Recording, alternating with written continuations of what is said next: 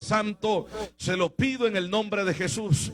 Ayúdanos, Padre bendito, para que el enemigo no robe, Dios, esta bendición, esta palabra de nuestros corazones, Padre, sino que pueda dar frutos en nuestras vidas, Padre Santo, y que pueda usted encontrar ese fruto en cada uno de nosotros, Padre Santo. Oh bendito Dios, que usted quiere que nosotros demos, Padre, a través de su palabra.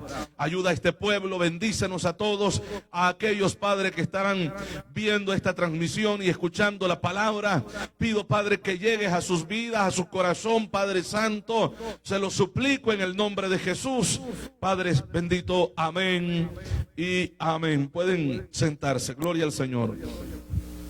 Dijimos que el tema es el Hijo del Hombre. Amén, hermanos.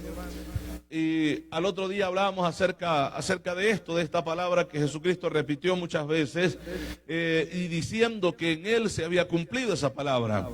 Estuvimos leyendo en aquel momento cuando lo están interrogando y el sumo sacerdote le pregunta o le dice: no vas a decir nada, te están acusando todo esto, no hay una defensa. Y él guardó silencio y luego le dice: ¿eres tú el Mesías? ¿Eres tú el Hijo del Bendito? Y él responde que él era: yo soy. Y dice también: y verán al Hijo del Hombre descendiendo sobre las nubes del cielo. Entonces Jesucristo cita lo que se decía de él en Daniel capítulo 7 verso 13. Hemos leído acerca de esa visión que Daniel veía de los postreros tiempos e incluso de la venida del Mesías para venir a redimir a los seres humanos en esta tierra. Amén. Entonces hemos visto claramente que el pueblo judío entendía de que ese Hijo del Hombre no era un ser humano, un hombre común, ¿verdad?, como cualquiera de nosotros, sino que ese es el título que se le da a él como Hijo del Hombre, pero es el Hijo del Hombre que puede montar las nubes. Viene sobre las nubes con poder y gran gloria, es lo que dice la palabra del Señor. Sea bendito el nombre de Jesús. Gloria a Dios. Gloria a Dios. Y como decía, muchas veces usamos esta palabra para decir: bueno, es que él nació de una mujer y por eso es Hijo del Hombre, pero es que no tuvo padre humano. Su padre es Dios. Y es por eso que el Señor en cierta ocasión dice: yo te he engendrado hoy. ¿Verdad que sí? Hoy, yo te he engendrado hoy. Porque quien hace la obra, hermanos, en aquella muchacha fue el Padre. El Espíritu Santo dice que cubriría a María y concebiría de Dios. ¿Verdad que sí? Entonces, a ese ser o ese santo ser que nace se le llama posteriormente el Hijo del Hombre. Y como decía, el judío tenía claramente que lo que Daniel dice no está hablando del pueblo de Israel, porque como mencionábamos, el pueblo de Israel luego se adjudica a él, o los líderes más que todo, comienzan a enseñar de que esa frase Hijo del Hombre o el Hijo de Dios es una palabra exclusiva para el pueblo judío y no para Jesús que vino. Porque antes de que Cristo viniera, el pueblo tenía claro, los rabinos tenían claro de que ese Hijo de Dios es Dios mismo también, ya que es Jesucristo. Pero cuando Cristo viene y comienza a decir que Él es el Hijo del Hombre, comienzan ellos a enseñar rechazando de que Cristo era el Mesías y que esas palabras que tanto Daniel como Isaías dicen se están refiriendo al pueblo judío. Pero esto es una blasfemia, porque lo que trataban era de rechazar que verdaderamente Cristo era el Mesías que ellos estaban esperando. Amén. Ya que la Biblia nos enseña, ¿verdad?, como mencionábamos, que Él es el Adonai, que Él es el Señor de las Sagradas Escrituras en el Antiguo Testamento. Entonces, también Isaías, como mencionaba, el capítulo 53, si gustábamos ahí, y vamos a leer lo que se dice acerca del Mesías, que el pueblo judío posteriormente enseñó, después de Cristo, enseñó que era el pueblo judío y no una persona, Veamos lo que dice entonces el libro de Isaías en el capítulo, dijimos, 53. Vamos a ir ahí, por favor, hermanos. ¿Llegaron ustedes ahí? Gloria al Señor. Vea, si leemos de el verso 1 en adelante, léalo por favor. ¿Qué dice ahí? Hay una pregunta.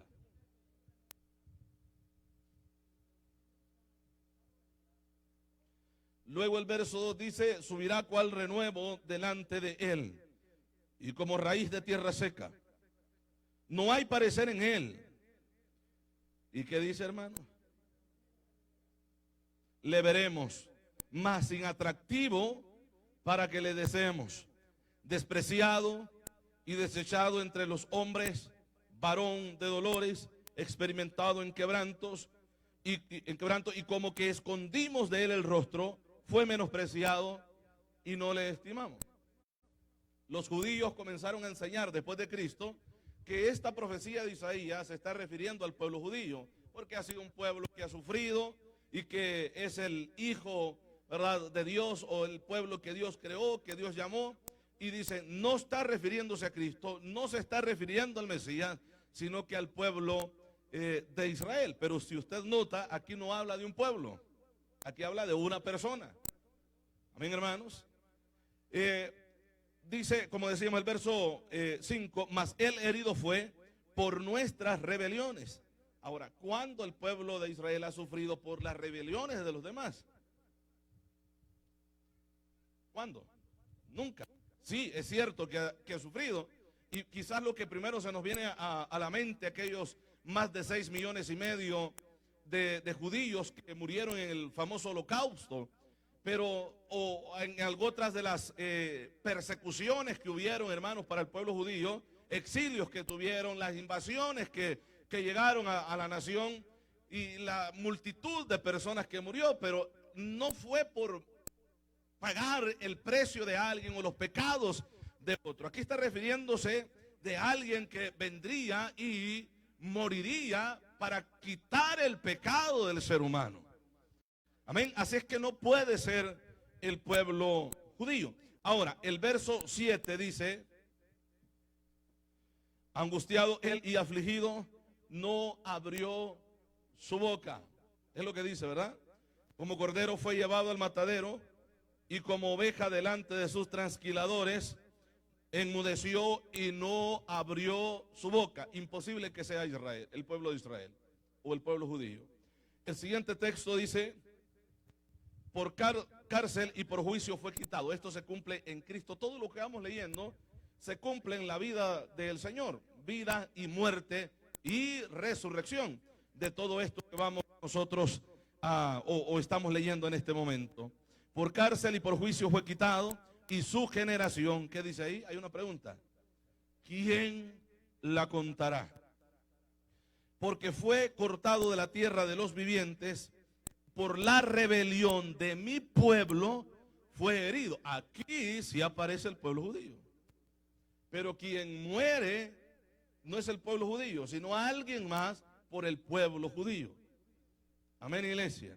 Bueno, vamos avanzando. Y dice el verso 9, y se dispuso con los impíos su sepultura, pero esto no se dio, solamente se dispuso. ¿Por qué?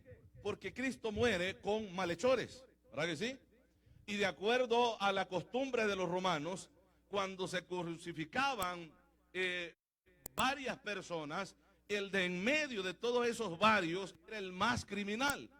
O sea, a Cristo está en medio de dos malhechores. Esto indica de que Cristo para los romanos y para los judíos era el peor de todos ellos. ¿Sí me explico, hermano? Ahora, notemos esto, lo que dice acá la palabra. Siga leyendo, por favor, o lea el texto nuevamente. Dice,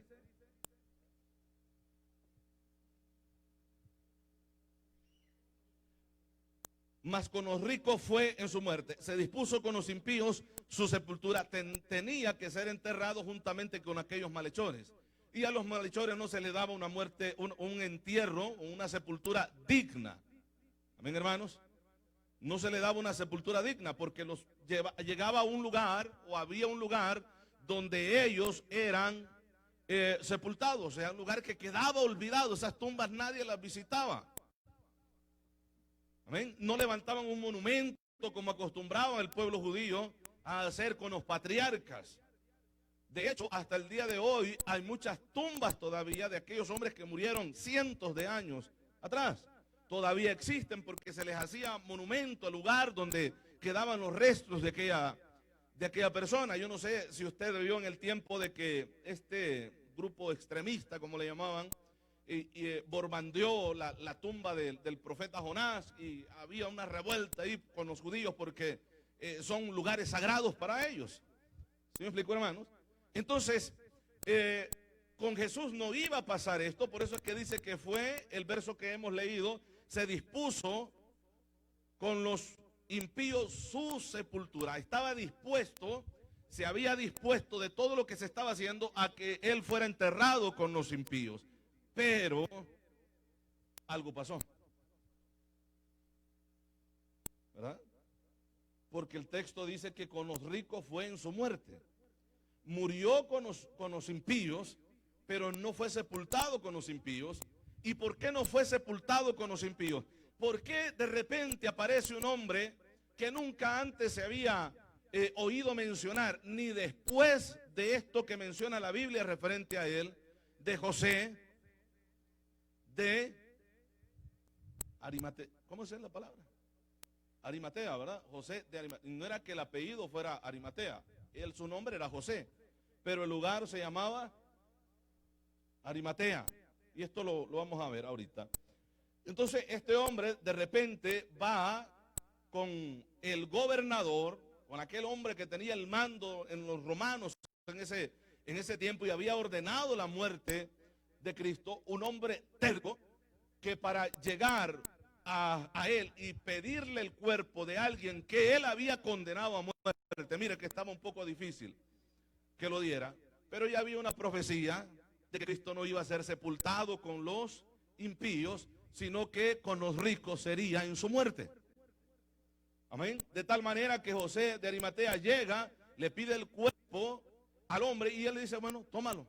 Solo se asegura de que estuviera muerto, y se sorprendió, de acuerdo a los evangelios, de que Jesús haya muerto tan pronto, y le pregunta a uno de sus generales y él le dice: sí, hemos confirmado de que está muerto. Así es que le entrega el cuerpo, lo vacan, lo envuelven en una sábana y luego lo van a sepultar. Esto es lo que vamos a ver ahorita. Esa palabra Arimatea que aparece ahí es poco común escucharla también en la Biblia, pero sí aparece con un nombre diferente en primer libro de Samuel, capítulo 1, verso 1, de donde también, de ese mismo lugar, era este famoso Elcana, creo que le llaman al marido de Ana, de ahí, de ese lugar. Si quieren, vamos ahí, hermano, y ahí vamos a encontrar ese nombre, porque Arimatea, ¿verdad?, es la forma griega de pronunciar Ramatayín, sería en el hebreo, pero es una forma griega de pronunciarlo como Arimatea. Así es que José era de Arimatea. ¿Lo encontró? ¿Qué dice el verso 1?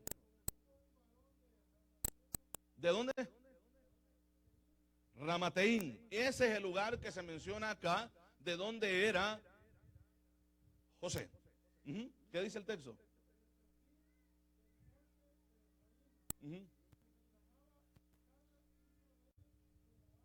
Elcana. Ahí, bueno, ahí usted sabe la historia. Luego aparece Ana y la oración de Ana, la amargura, la tristeza por no dar, ¿verdad? No poder dar a luz un hijo. Pero bueno, ese es el mismo lugar que se menciona de donde era este famoso José. Y de hecho, la Biblia, por ejemplo, tanto Marcos como también Lucas dicen que él también esperaba el reino de Dios. Este hombre llamado José, él también esperaba el reino de Dios. Veamos lo que dice Marcos primeramente, capítulo 15, verso 43. Marcos 15, 43. Se había profetizado muchos años antes de que pasara esto, cómo se llevaría el proceso de la muerte y la sepultura de Cristo. Así es que ante lo que Dios ya había establecido, ¿qué sucedería? Nadie podía interferir. aunque lo trataran de hacer, no podían boicotear los planes de Dios tan perfectos. Amén, hermanos. Entonces, veamos, ¿qué dice ahí la Biblia?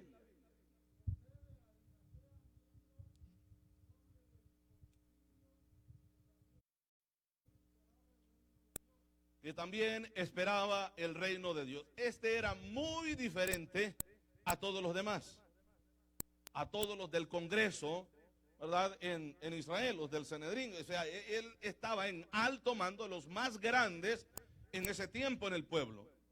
Era un hombre pudiente, un hombre rico, y aparte de ello tenía un lugar en el concilio. Dijéramos el Senado, él tenía un lugar ahí en el Senado. De hecho, en algunas versiones no le llama concilio, sino Senado.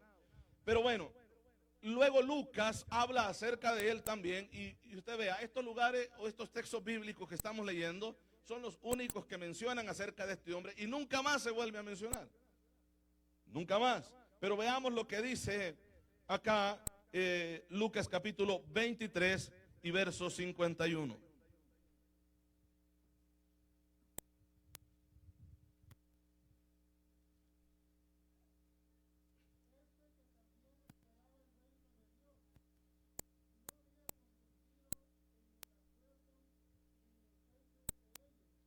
Ok, que es el mismo José, tampoco había consentido en todo lo que ellos habían hecho. Amén, hermanos. Amén. Él no había estado de acuerdo en los planes, cómo lo habían llevado, porque se reunían y comenzaban a tratar el asunto de cómo matarlo, qué es lo que iban a buscar o qué ocasión para acusarle, llevarlo a la muerte. Él nunca, de acuerdo a lo que dice la Biblia, nunca estuvo de acuerdo en todo esto, porque sabía que Jesús era un hombre justo y que Jesús era el Hijo de Dios. Amén, hermanos.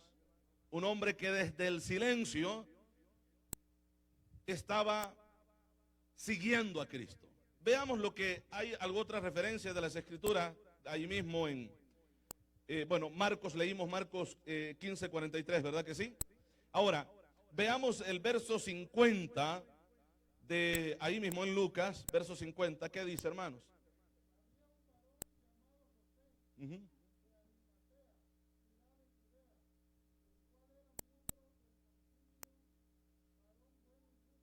Entonces, ese lugar, Arimatea, ¿a qué ciudad pertenecía?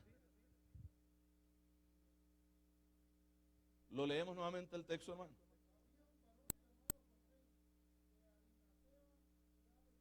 Él se llamaba José, pero él era de Arimatea, ciudad de Judea,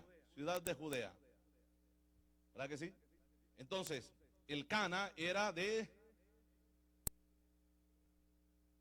Ramataín, que es una zona o un pueblo de la ciudad de Judea, por decirlo de esta manera.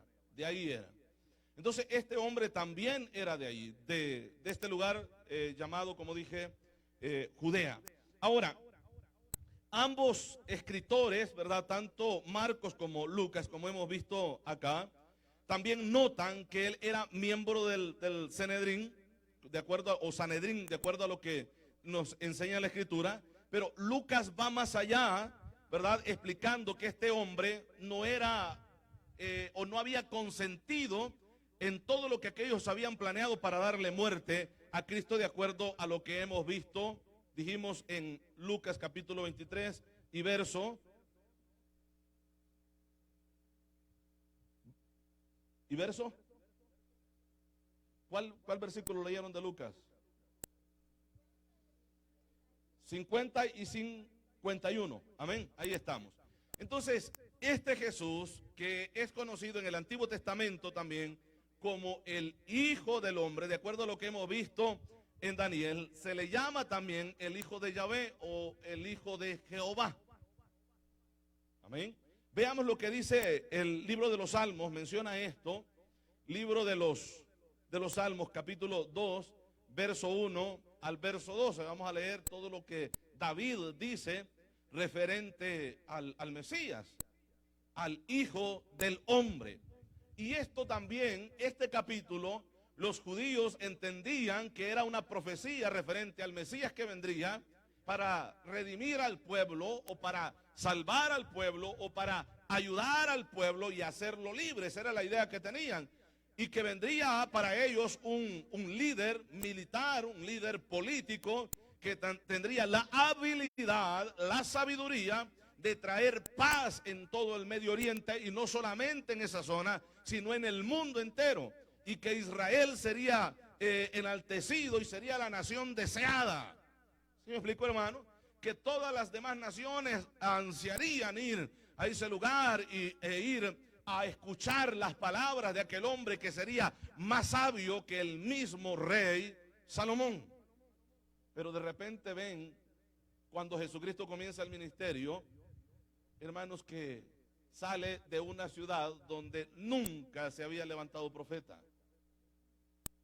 Tenía que ser de una ciudad digna al criterio de ellos. Tenía que ser hijo de David, y David era de Judea, de donde era también este hombre llamado José de Arimatea. Por lo menos de Judea, donde sale lo bueno. El rey David, un gran rey para el pueblo judío, pues era de ese lugar. Entonces, y o al que llamarían hijo de David, tendría que nacer de ahí también. Pero de repente ven que viene de Nazaret. De Nazaret.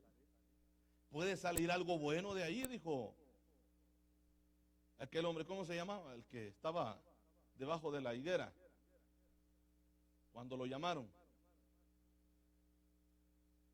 ¿Mande? Natanael. Porque llegan y le dicen: mira, hemos encontrado al Mesías. Y a lo mejor él pregunta: ¿y de dónde es? Bueno, es de allá. Y dice: ¿y de ahí puede salir algo bueno? Y luego, cuando están en ese discusión también los del Sanedrín y todos los del consejo, que también está este hombre Nicodemo, ¿verdad? Y dice: miren, no vayan a hacer que estén peleando, ¿verdad?, contra la voluntad de Dios, culpando a este hombre. Y le dice: pero que no te has dado cuenta, tú sabes que de ahí nunca se ha levantado profeta. ¿A poco tú también estás siguiéndolo a él? ¿A poco tú también has creído en el anuncio, en el mensaje de él? Porque sabían que no iba a salir nada bueno de ahí. No había salido nunca nada bueno. Pero es que Jesús no era de Nazaret. Tenía que ir a vivir para cumplir la profecía que se había dicho, que sería llamado Jesús de Nazaret. Porque Jesús nació no en Nazaret, sino en... ¿a dónde, hermanos? Belén de Judea. Pero después de que José sale huyendo porque iban a matar al niño, Dios le dice: vete a Egipto, toma a tu mujer y al niño, porque Herodes buscará para matarlo. Se va a Egipto y pasa un tiempo hasta que ese Herodes muere. Recuerde que en la Biblia aparecen son 4 Herodes que son mencionados, pero siempre Herodes. Y uno pareciera que como que es inmortal el hombre. Pasa el tiempo, se mueren muchos y Herodes todavía está. Pero son los hijos que van tomando o van sucediendo el poder, ¿verdad?, del gran Herodes, o Herodes primero, el que mandó a matar a todos los niños queriendo matar a Jesús.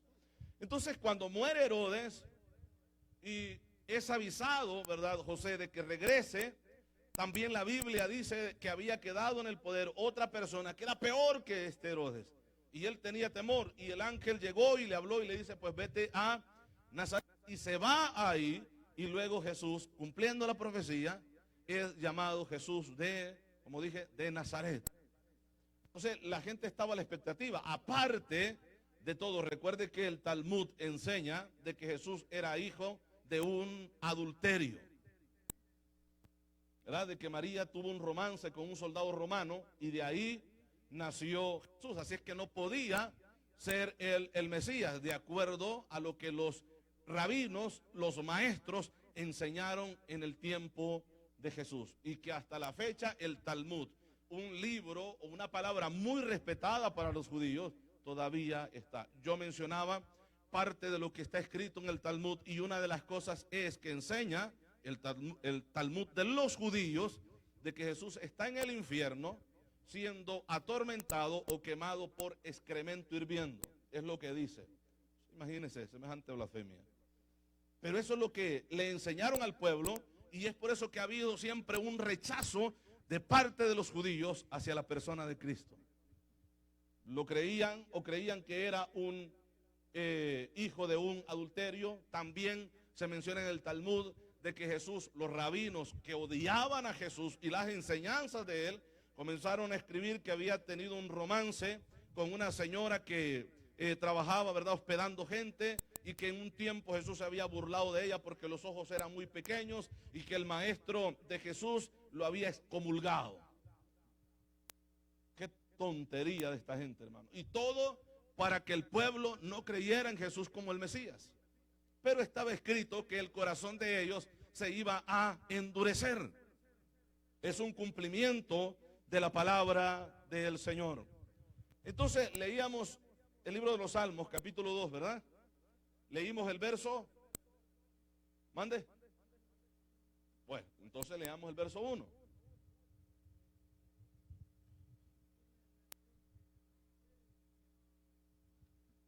Esto pasó en el tiempo de Cristo.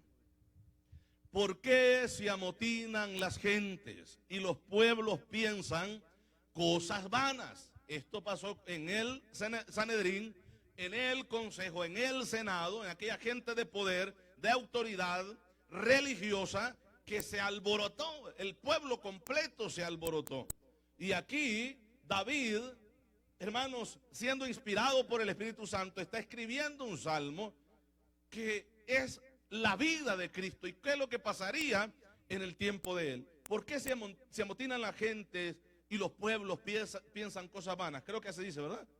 ¿Qué más dice, hermano?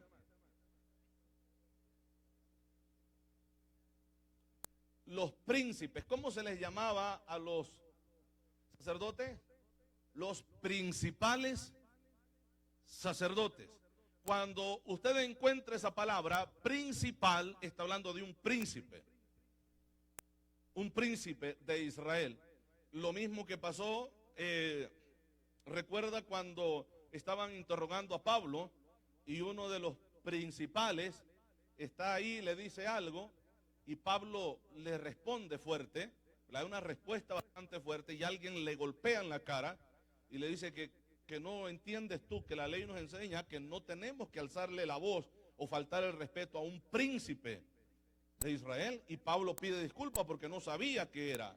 Por eso es que algunos dicen que uno de los problemas que Pablo tenía era problemas de la vista, porque estando en la interrogación y en todo este asunto, escuchando hablar a la persona, pero no sabía que era un rabino o un principal. Entonces, esto que estamos leyendo en el libro de los Salmos es el cumplimiento de lo que tramaron aquella gente, los príncipes, los principales sacerdotes. Entonces, seguimos leyendo lo que dice ahí. Alguien de valor, hermano, léanlo.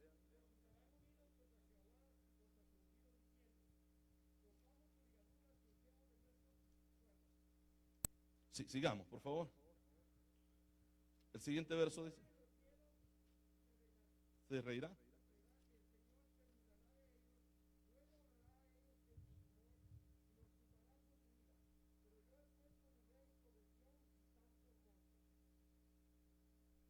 Amén.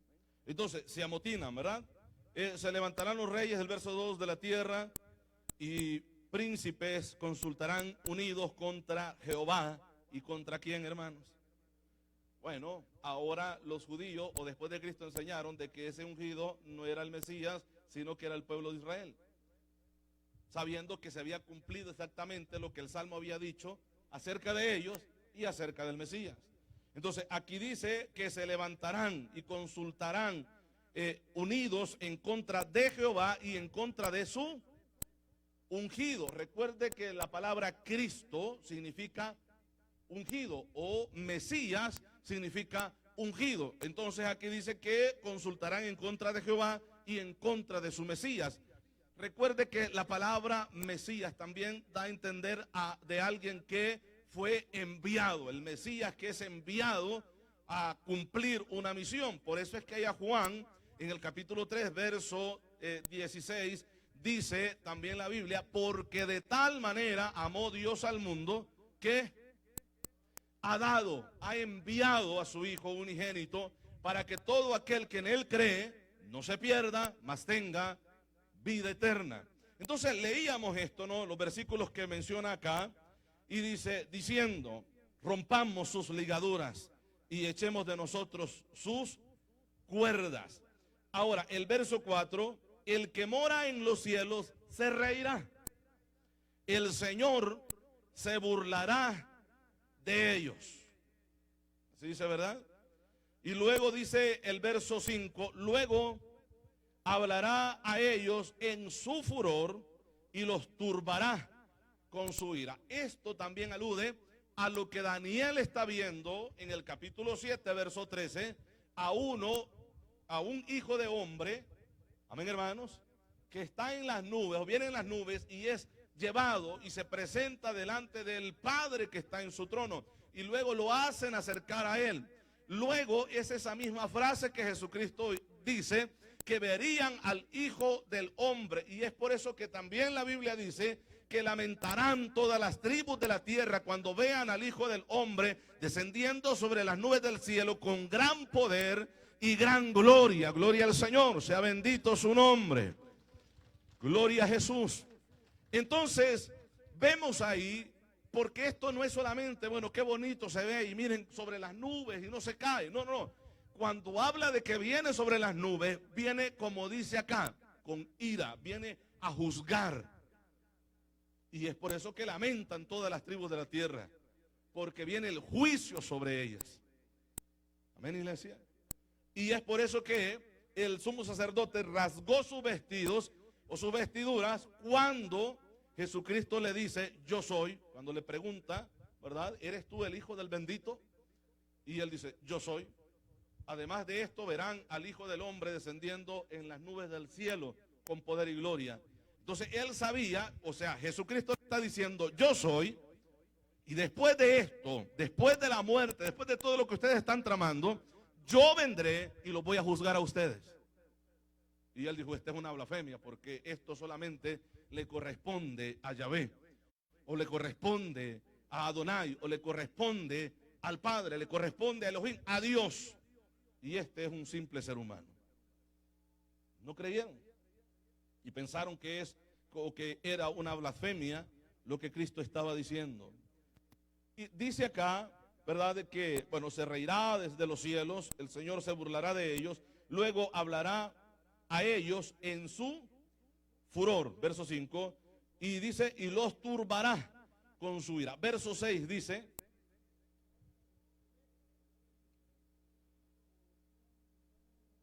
okay, aquí las palabras de Dios, pero yo he puesto mi rey sobre Sión. Pero si el que está escribiendo es un rey, sí, pero es que no es el rey que se está refiriendo a sí mismo, sino es el Padre, el Espíritu Santo, a través de este hombre hablando estas palabras. Entonces Dios está diciendo, pero yo he puesto mi rey sobre Sión. ¿Verdad que sí? Mi santo monte. El verso 7 dice,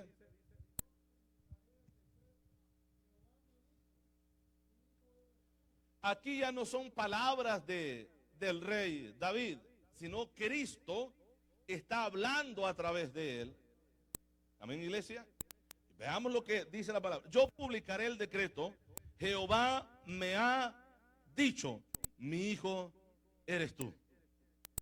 ¿Verdad? Es la misma palabra que nosotros encontramos en hebreo, cuando también se refiere, ¿verdad?, al Mesías, y dice de que me preparaste cuerpo.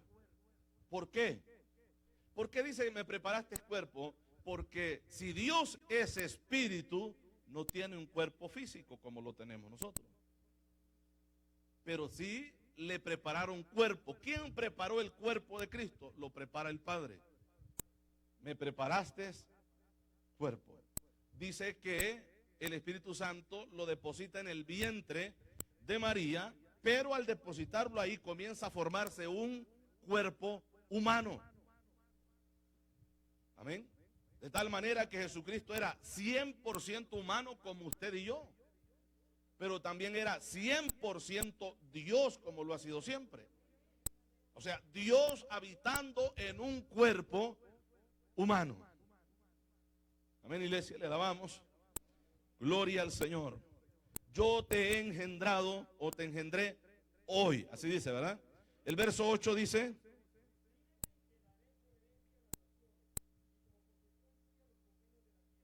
dice el verso 9, estas son las promesas de Dios hacia su Hijo. Dice: los quebrantarás con vara de hierro. ¿No se le hace muy conocida esa palabra con los profetas también? Habla acerca de Jesucristo, del Mesías, los profetas que vendría y que regiría con vara de hierro. Y su cetro, dice, cetro de equidad, cetro de justicia, que el juicio que él hará, como lo ha hecho siempre, será un juicio justo, porque él obrará en la justicia que solamente él posee, una justicia que no puede ser corrompida. Ahora la justicia de este mundo se vende, se corrompe fácilmente, pero la de Dios no. Él no se vende por nada ni con nadie, hermano. Él es un Dios justo, gloria al Señor, y todo lo que él hará, lo hará con justicia. Sea alabado su nombre. Gloria a Jesús. Los quebrantarás con vara de hierro, como vasija de alfarero, los desmenuzarás. El verso 10 dice: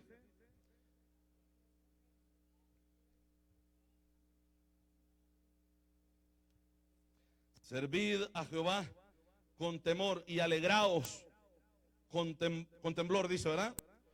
¿Qué dice más, hermano?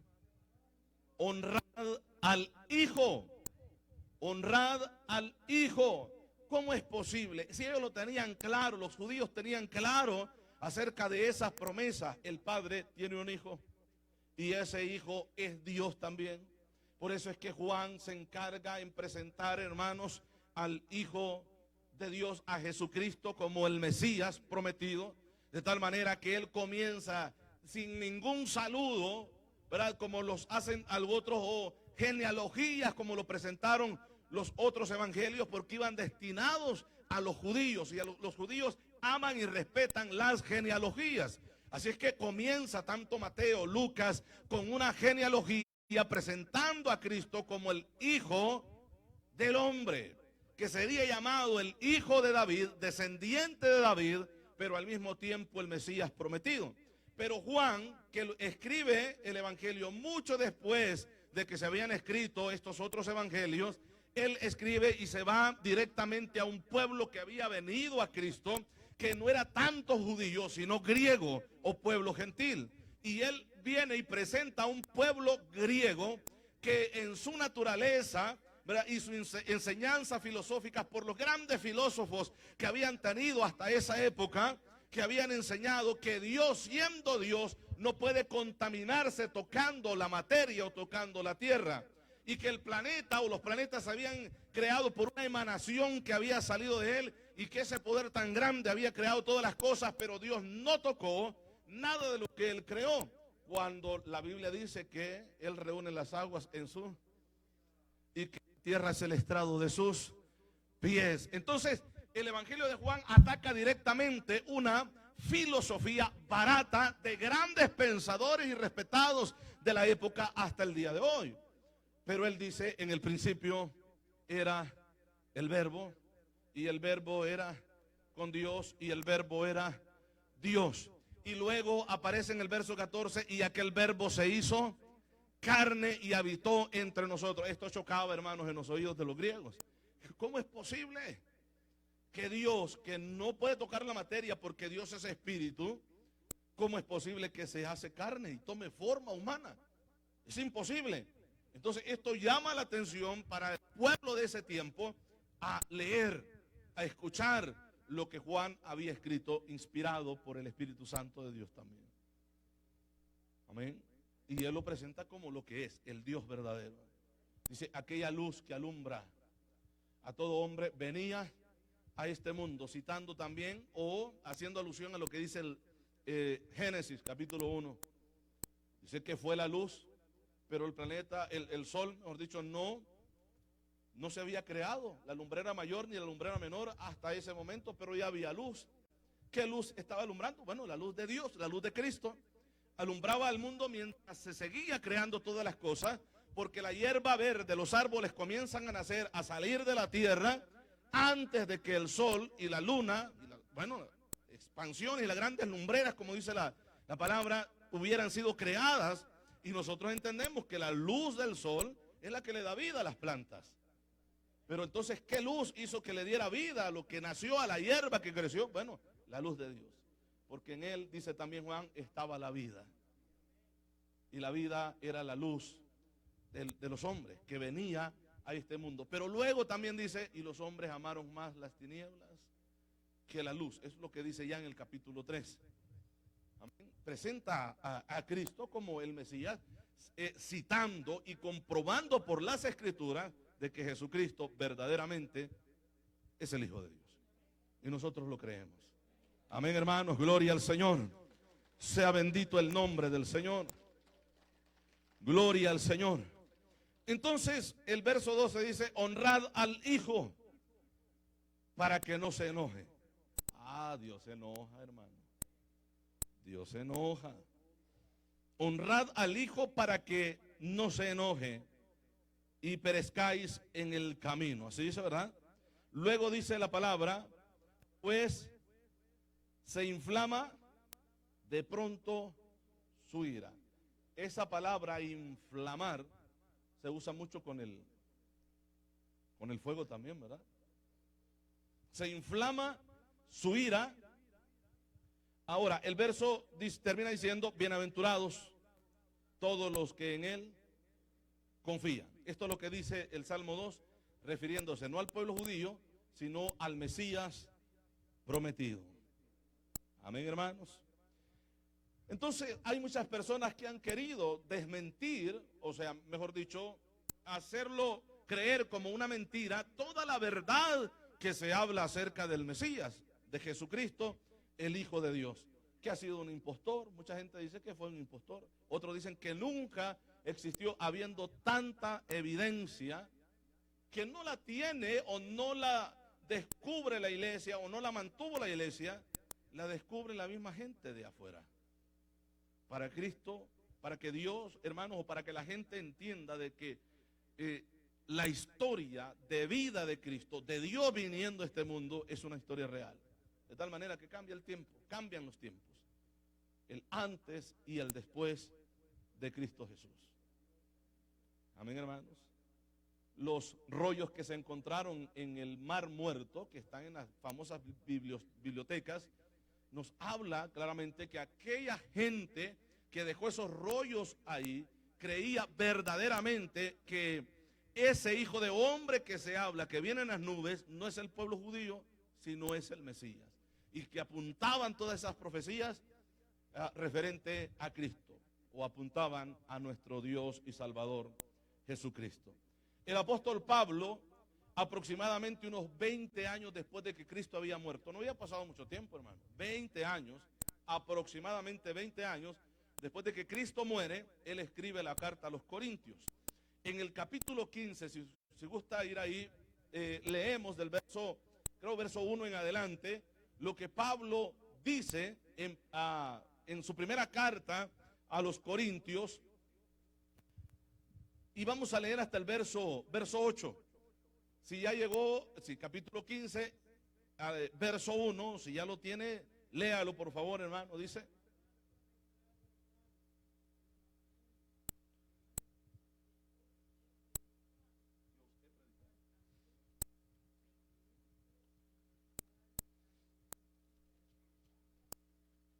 Perseveráis.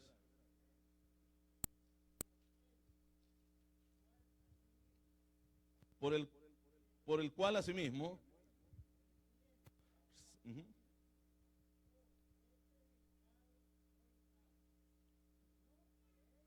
creísteis en vano.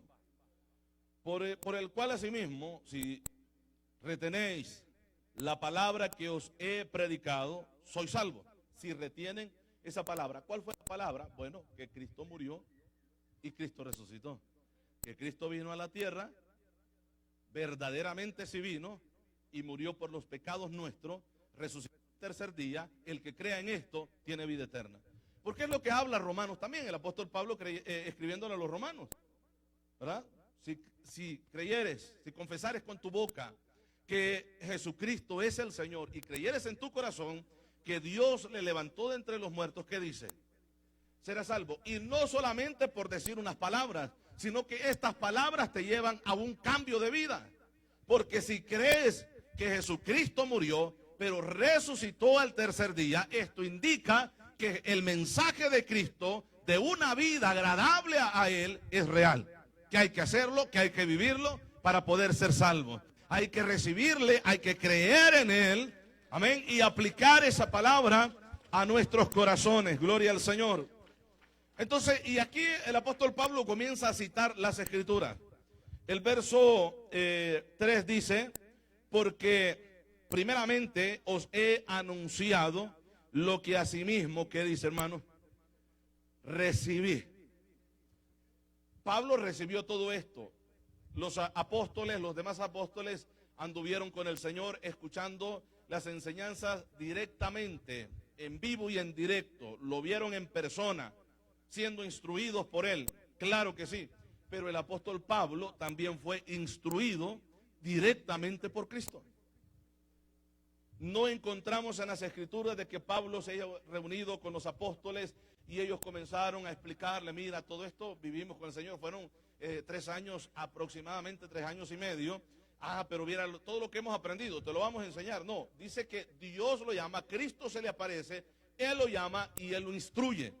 El apóstol Pablo dice que recibe del Señor esas palabras. Amén, hermanos. Como lo fue en la instrucción también a los corintios acerca de la cena o la santa cena, como nosotros la llamamos, que dice que recibió del Señor. Esto yo lo recibí del Señor, que la noche en la que Jesús murió, dice que tomó el pan y se lo dio y comienza a explicar acerca de esto. Pero era algo que él había recibido directamente de Cristo. Veamos. Entonces dice el verso 3, estábamos leyendo, ¿verdad? Que asimismo recibí. Que Cristo murió por nuestros pecados conforme a las Escrituras. Note esta palabra. Conforme a las Escrituras. Porque el que verdaderamente sería el Mesías, como decíamos, creo que el lunes estuvimos hablando de esto, el que sería el verdadero Mesías tenía que cumplir más de 300 promesas o profecías que se hablaban acerca de él. Y es por eso que Pablo, cuando escribe a los hermanos en Corinto, les dice conforme a las Escrituras. ¿Estaba escrito de él así? Sí. ¿Así pasó? Sí, también. Dice que estábamos leyendo el verso 3, ¿verdad? Que Cristo murió por nuestros pecados conforme a las Escrituras y que fue sepultado y que resucitó al tercer día conforme a las... ¿Por qué viene diciendo todo esto? Conforme a las Escrituras, conforme a las Escrituras, porque ya se movía esa doctrina barata que luego se inventaron los mismos rabinos, los mismos maestros, escribiéndola en sus libros sagrados, que ellos consideraban libros sagrados, lo escribieron diciendo de que no había sido Cristo el Mesías y que era un impostor.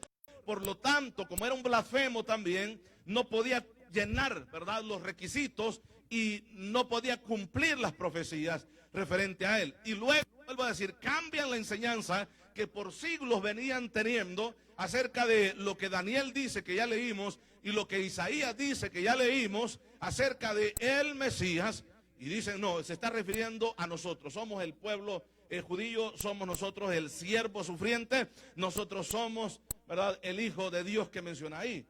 Pero Pablo le dice a la iglesia en Corinto, no es como los maestros o los rabinos están enseñando ahora, sino que es conforme a las Escrituras, porque esas Escrituras hablan del Mesías. Amén, hermanos. Y que fue sepultado y que resucitó el tercer día conforme a las Escrituras, y que apareció a Cefas. Así dice, ¿verdad? Este Cefas es... ¿Quién es este, hermano?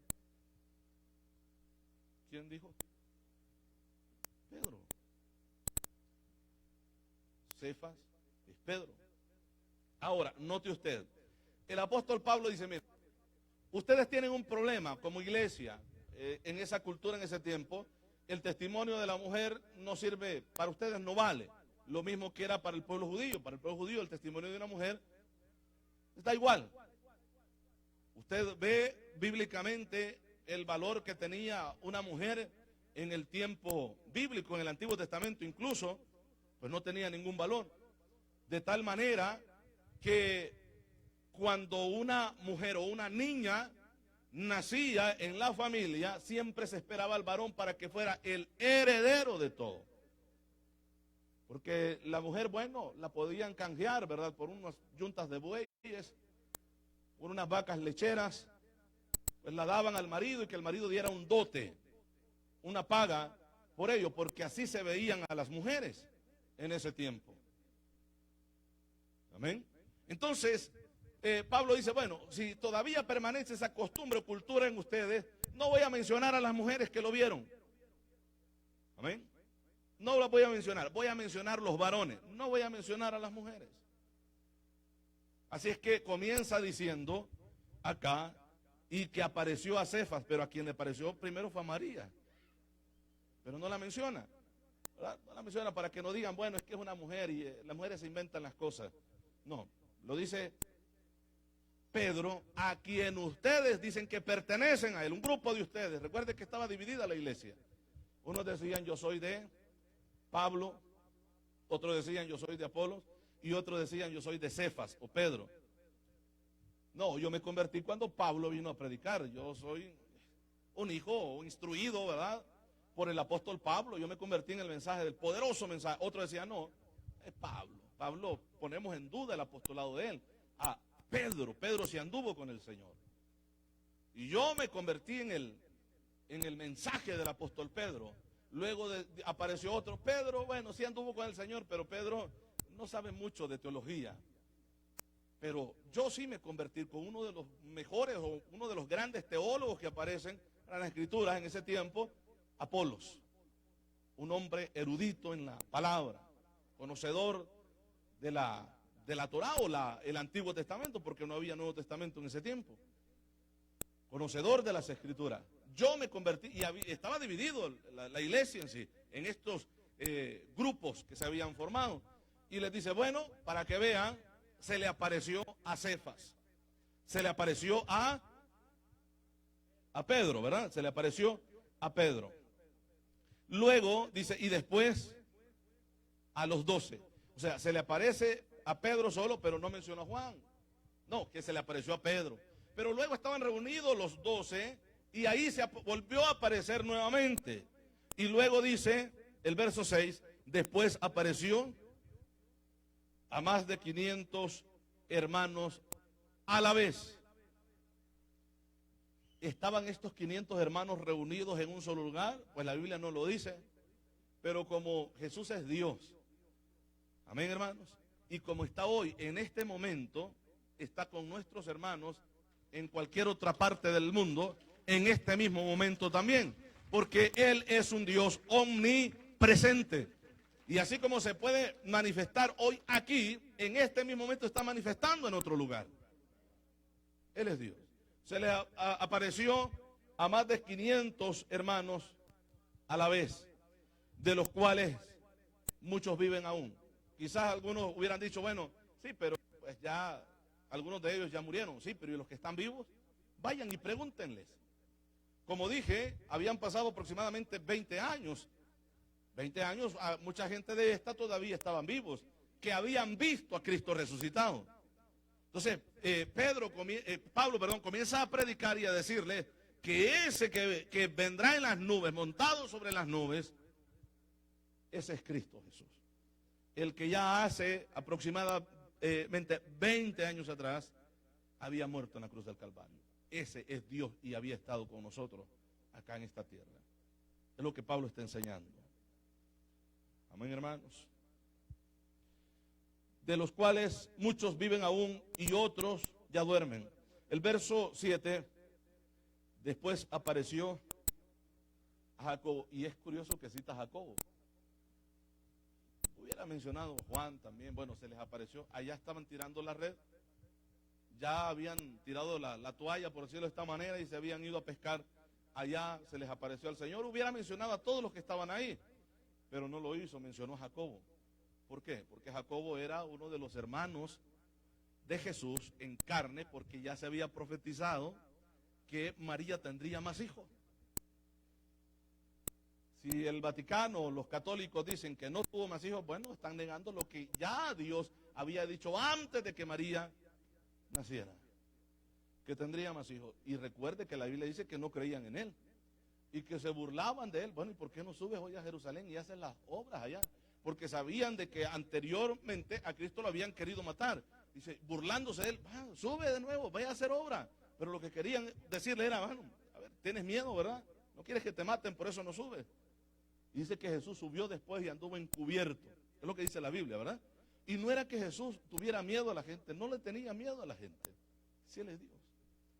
Sí, en muchas ocasiones la Biblia dice, bueno, en un momento, cuando Cristo entra por la puerta donde solamente el Mesías tenía que entrar, aparte de los sacerdotes que fungían en ese tiempo en el templo, entró Jesús en un lugar de que para ellos no le competía a él pasar por esa puerta, porque ahí solamente pasaría el Mesías. Y Cristo cumple eso cuando llega montado, ¿verdad?, en un pollino, se baja de él y entra por la puerta que para ellos no tenía que entrar. Pero Cristo estaba cumpliendo la profecía referente al Mesías que entraría por esa puerta. Amén. Y dice que la gente lo toma y dice la Biblia que lo querían tirar por un despeñadero. Eso es lo que dice, lo querían aventar por un despeñadero. Y dice que él pasó en medio de todos y nadie lo vio. Pasó en medio de todos y nadie lo vio. ¿Cómo es que Jesús iba a tener miedo a alguien? Si Él es Dios. Y en otras ocasiones agarraron piedras para tirárselas y dice que caminó en medio de ellos. ¿Y qué se hizo? Amén, hermanos. ¿Por qué? Porque Jesucristo es el Hijo del Hombre. Es Dios mismo, como lo presenta la palabra. Gloria a Dios, montado sobre las nubes o cabalgando sobre las nubes. Entonces leíamos el verso 7, después apareció a Jacobo y es cuando estos creyeron, o Jacobo creyó. Se les tuvo que aparecer a ellos, resucitado, para que estos pudieran creer en él. Amén, hermanos. Bueno, continuemos, dice acá, después a todos los apóstoles. Verso 8, y al último de todos, como a un abortivo, me apareció a mí. De todo el grupo que él está contando. Amén. De todo el grupo que él está contando, él es el último de ese grupo. Se me apareció a mí como un abortivo. Amén, hermanos. Como un abortivo. Recuerde que un abortivo nace, sí, viene antes de tiempo, ¿verdad? Como fuera de tiempo, por decirlo de esta manera. Aunque él me había escogido a mí, me había llamado como un apóstol, no me llamó en el tiempo que él anduvo acá. Me llamó fuera de tiempo, pero me llamó como a un abortivo. Gloria al Señor. Entonces, este es el mismo, el Mesías, el Hijo del Hombre, el siervo sufriente que menciona las Escrituras, es el mismo que también la Biblia enseña que cabalga sobre los cielos, de acuerdo a lo que escribió David en el Salmo 68. Si quieren vamos ahí, hermano. Salmo 68, vamos a leer el verso 46. Gloria a Jesús. ¿Lo encontró? 68, verso 46. Déjeme ver si lo tiene. No, ¿verdad? Ok, déjeme ver acá si encontramos este pasaje. Veamos el verso 11 entonces. Sí tiene, ¿verdad? El 11, déjeme ver si anoté bien acá este texto.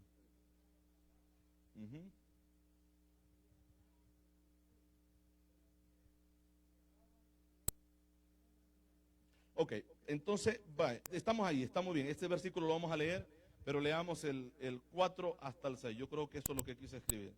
Del 4 al 6, ahí mismo. Dice, cantad a Dios. Así dice, ¿verdad? Cantad salmos a su nombre. Dice, cantad a Dios, cantad salmos a su nombre.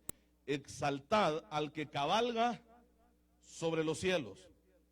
Hag es su nombre, alegraos delante de él. Yahweh, Yahvé o Jehová, ¿verdad? Que es la abreviación que nosotros leemos aquí como Hag. El verso 5, Padre de huérfanos y defensor de viudas es Dios en su santa morada. El verso 6, Dios hace habitar en familia a los desamparados, saca a los cautivos a prosperidad, mas los rebeldes habitan en tierra seca. Ahora pasamos al verso, habíamos dicho verso 14, dice el verso 14, cuando esparció, ¿quién esparció? El omnipotente. Se está hablando, este omnipotente es del mismo que se está mencionando, o que leímos, o comenzamos a leer desde el verso 4. El omnipotente es un título que se le da a Dios, claro que sí, pero es al Hijo, a Jesucristo. Dice el Salmo 91, ¿cómo dice? El que habita al abrigo del Altísimo morará bajo la sombra del Omnipotente. Diré yo a Elohim, esperanza, o a Jehová, esperanza mía y castillo mío. Aquí vemos la Trinidad presentada en el Salmo 91. El Altísimo, el Omnipotente y Jehová. Diré yo a Elohim, diré yo a Jehová, esperanza mía y castillo mío. Entonces leíamos el verso 14, ¿verdad, hermanos? Cuando esparció el Omnipotente los reyes allí, fue como si hubiese nevado en el monte Salmón. Así dice, ¿verdad? ¿Cuándo sucedió esto? Bueno, en el peregrinaje del pueblo de Israel. Y aquí estamos viendo a Dios presentado, al Padre, y también a Jesucristo como el Dios todopoderoso. Verso 17 dice, hermanos, lo tenemos ahí. Los carros de Dios se cuentan por veintenas de millares de millares. Y vea quién aparece aquí, el Señor, Adonai. El Señor viene del Sinaí a su santuario. Luego el verso 18, subiste a lo alto. ¿Cómo dice, hermano? Cautivaste la cautividad. Y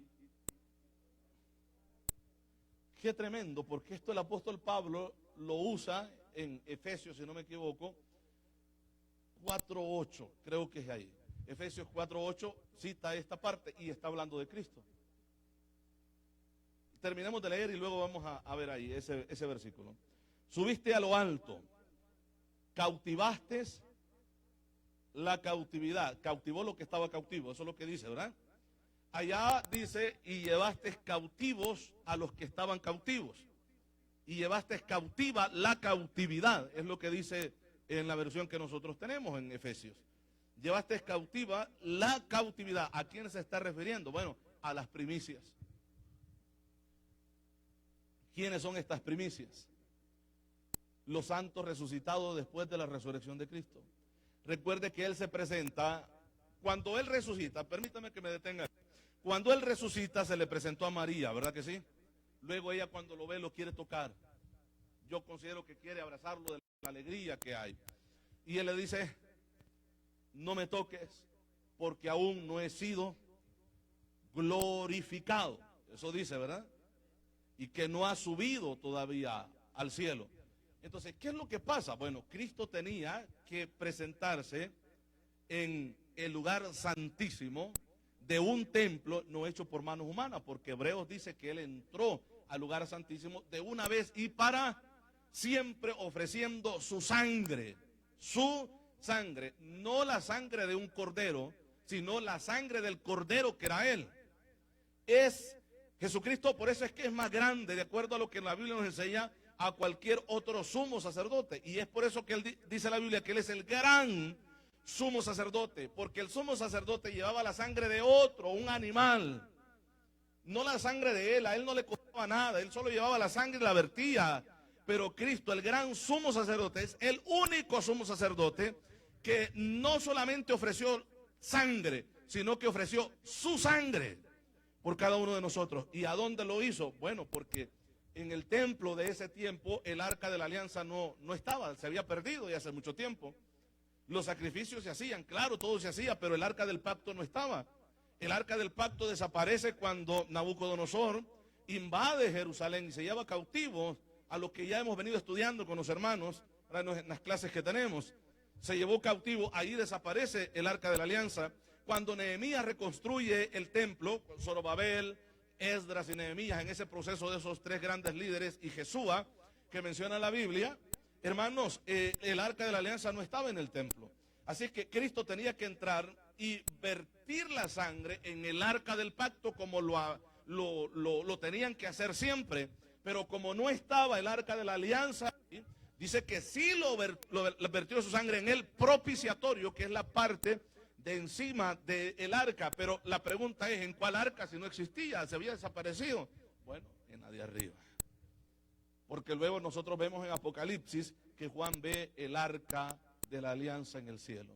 Y el templo de Dios, y Dios sentado en su trono, ¿verdad? En el templo, en el tabernáculo, dice la Biblia, que es el templo. Amén, hermanos. Entonces Cristo le dice a la mujer, no me toques, porque todavía no había sido glorificado, porque él tenía que subir delante del Padre y como gran sumo sacerdote entrar de una vez y para siempre y entregar la sangre no de un animal, sino su propia sangre, la sangre del cordero. Que otra de las cosas que hacía el sumo sacerdote era, ¿verdad?, con unas ramas que menciona la Biblia, cernía al pueblo con sangre, y el pueblo era lleno de esta sangre. Por eso es que la Biblia dice que usted y yo fuimos lavados con la sangre de Jesucristo, el Hijo de Dios. Sea bendito el nombre del Señor, gloria a Jesús. Le alabamos, hermanos. Entonces, luego después de eso, que Él sube a los cielos y vierte su sangre, por eso es que entendemos que el cuerpo de Cristo resucitado no tiene sangre. No tiene sangre porque Él entregó su sangre. La Biblia dice que Él dio su vida, ¿verdad que sí?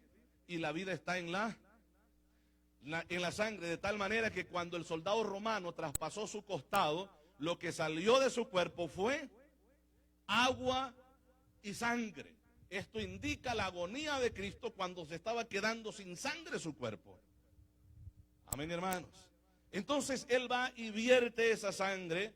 Y luego nosotros encontramos en las Escrituras que se le aparece a todos ahí. Recuerden aquel momento cuando Tomás no había creído, pero luego en esta ocasión sí aparece cuando Tomás estaba ahí y le dice, ven, mete tu mano. Ahora sí lo pueden tocar, pero antes no, porque no había sido glorificado. Y Jesucristo no se les aparece virtiendo sangre, y no dice la Biblia, y les dejó la mesa llena de sangre porque estuvo comiendo, ¿verdad? Pescadito ¿y qué era? No sé si era miel o pan, algo así. Pero tenían un pedazo de pescado ahí asado todavía. Comían bien. O sea, se alimentaban correctamente. ¿Verdad? Nosotros corremos al McDonald's. Bueno, tenían un pescado ahí, un pedazo de pescado. Él estaba comiendo su cuerpo sin sangre porque el cuerpo era literal. Ellos pudieron palparlo. Amén, hermanos. El otro pudo meter su dedo, ¿verdad?, en las heridas de los clavos y en él costado, o sea, se podía tocar, pero no tenía sangre, porque su sangre la había vertido y entregado por usted y por mí. Él es el Hijo del Hombre, Él es el Hijo de Dios, Él es nuestro Padre Celestial. Hermanos, pudiéramos seguir mucho tiempo más para seguir hablando acerca de esto. Leíamos el verso 17, ¿verdad que sí, hermanos? El verso 18 dice, subiste a lo alto, cautivaste la cautividad, tomaste dones para los hombres y también para los rebeldes, para que habite entre ellos, oh Jehová, Dios. Yo decía esto cuando leímos en este momento este versículo, se me vino a la mente Efesios, que yo le mencionaba. Efesios capítulo 4, verso 8, dice la Biblia, sí lo tienen ahí ya, ¿verdad? Subiendo a lo alto, llevó cautiva la cautividad y dio dones a los hombres. ¿De quién está hablando Pablo aquí? De Cristo. ¿De quién está hablando el Salmo allá? de Cristo. No está hablando del pueblo judío, está hablando de Cristo Jesús. Amén, hermano. Lo mismo escribe el salmista David en el Salmo 18. Habla acerca de ese Mesías sufriente, habla acerca de ese siervo, habla acerca de ese que Daniel ve montado en las nubes. Nos vamos o leemos. Capítulo 18, solamente 2 versículos vamos a leer y nos vamos, hermano. Gloria a Dios. Salmo 18, es un salmo también de David, si no me equivoco. Sí, un salmo de David. El Salmo 18, verso 9, vamos a leer el verso 9, porque pudiéramos leer desde el verso 1 y explicar lo que menciona acá del tetragramatón, de las 4 letras que componen el nombre de Dios, que no se puede pronunciar, ¿verdad? Que se dice Yahvé, Yahweh, pero no hay una expresión correcta porque no se sabe cómo poder decirlo. Claro, fue traducido como Jehová, que es el nombre que nosotros usamos. Ahora, el verso 9, ¿verdad, hermanos? Dice, inclinó los cielos y descendió. Y habían, Ahora, el verso 13 dice, tronó, ¿verdad? Tronó en los cielos Jehová. ¿Y qué más dice? Y el Altísimo Dios su voz. Aquí hay una separación. Tronó en los cielos el Padre y el Hijo y el Altísimo. ¿Qué dice? Dio su voz. ¿Por qué solo menciona la voz? ¿Y por qué por allá dice y habló? Bueno, porque en el principio era el verbo. Y cuando hablamos de un verbo estamos hablando de una palabra, de un sonido, algo que no tiene nombre. Pero luego ese verbo se hizo carne y habitó entre nosotros y conocimos su nombre. Nombre puesto por Dios mismo, porque el ángel dijo, bueno, le llamarán de esta manera. Sea bendito el nombre del Señor. Ahora sí, póngase sobre sus pies. Le damos gracias a Dios por esta bendición, hermanos, de haber estudiado este tema también, como también lo hicimos el lunes, quedamos pendientes, pues quedamos pendientes con este también para seguirlo estudiando. Es importante, ¿verdad?, venir a las Escrituras, leer la Biblia, porque hay un tesoro escondido en todo esto tan maravilloso. Amén, hermanos. Así es que también los invito para mañana, ¿verdad? Tenemos el estudio a las 6 de la tarde. Estamos llevando ya el estudio del libro de